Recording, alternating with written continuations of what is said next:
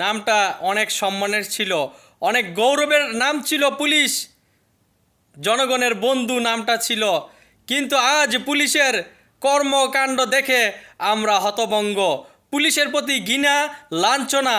Police নামটা অভিশাপ। তার কারণ পুলিশ হচ্ছে আওয়ামী লীগের বন্ধু, সন্ত্রাস লীগ, হেলমেট লীগের বন্ধু।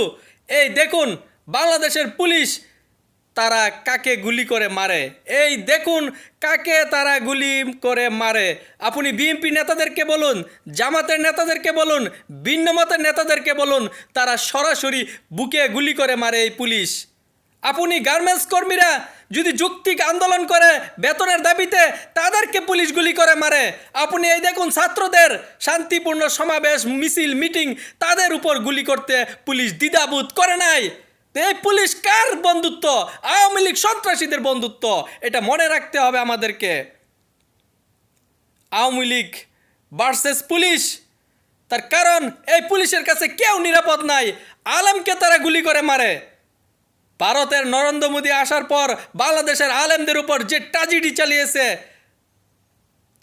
বাংলাদেশের জনগণ পুলিশের কাছে নিরাপদ না। বাংলাদেশ জনগণ পুলিশের কাছে নিরাপদ না। পুলিশ একটা মারা গেলে সবাই আলহামদুলিল্লাহ বলে। পুলিশের প্রতি ঘৃণা, লাঞ্ছনা, ধিক্কার জানাইতেছে জনগণ। ছাত্রদের উপর কিভাবে পুলিশ বুকে গুলি চালায়? পুলিশ কিভাবে বুকে গুলি চালাতে পারে এই স্বাধীন দেশে? পুলিশ কথা ছিল জনগণের বন্ধু হবে, আর এই পুলিশ আওয়ামী লীগের বন্ধু, হেলমেট সন্ত্রাস লীগের বন্ধু।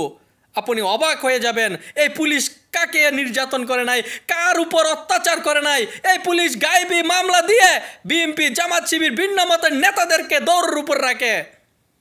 বিএনপি, জামাত শিবির অপরাধ না করে অপরাধী। এই পুলিশ এরকম গেম প্ল্যান করে।